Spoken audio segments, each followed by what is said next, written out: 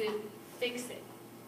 It increases, so all these bad things happen, right? Like, so your symptoms are you're excreting all these acids, you have lethal hepatic failure in the fetus to adult onset myopathy. So what are the genetic mutations associated? Electron transfer, flavoprotein alpha and beta subunit, and ETF dehydrogenase resulting in glutaric aciduria.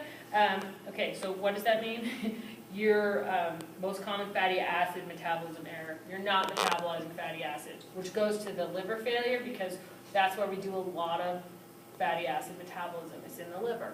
Okay, so how does riboflavin rescue this? How does riboflavin make it so that this isn't happening anymore? Or at least gives it the maximum chance to turn around. And again, in muscles, like we talked about this with the lipids, what do you do in muscles, right? Another great site of triacylglycerol or, fatty acid metabolism. We use that for fuel in the muscle. So that's why you see hepatic and myopathy is dysfunction of muscle. So give it riboflavin. Increased muscle strength, correction of beta oxidation, that's the fatty acid, right, for energy, and reduced hydroxyglutarate. So, going back to putting 417A and 417B together, if you can't use these enzymes, you can't break down fatty acids for energy. You can't do it, and they accumulate. Because you've taken them in, you just can't break them down.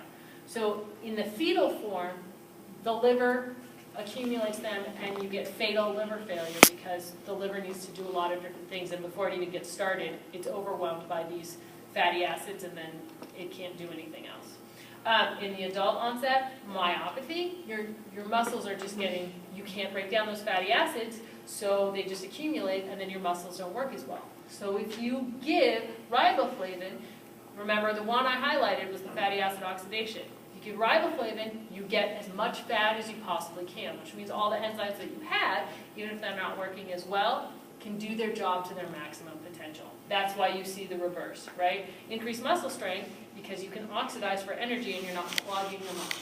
Does that make sense? Okay, because that's the type of thing that I want to make sure that